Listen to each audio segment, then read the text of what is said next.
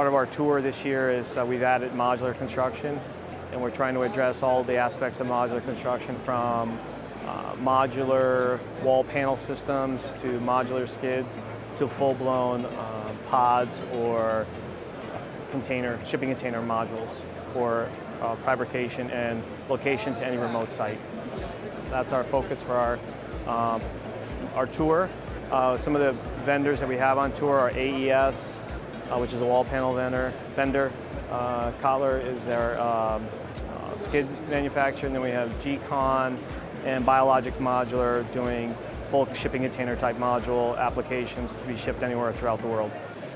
The idea for the autonomous manufacturing units that we call pods really came out of the necessity for us to be able to rapidly expand production of individualized cancer vaccines that we do in Dallas, Texas. So every time we needed more production capacity, obviously we would have to take the whole clean room system apart and increase the capacity for air conditioning and HVAC. And we really wanted a way so that we could incrementally add processing capabilities to make these individualized vaccines. So we invented the pod. And the pod comes with all sorts of things that were really built in for cancer vaccine manufacturing, like full redundancy. We only get one chance at a patient's biopsy to make a vaccine, and that patient needs that vaccine now. So an environmental failure would not be tolerable. So we've made everything in the pod redundant. There's 2 air handlers, there's 2 exhaust fans, there's 2 controllers. Anything that can go wrong, we've duplicated for that purpose. So that was the real roots of the G-Con pod technology, was based in individualized cancer vaccine therapy.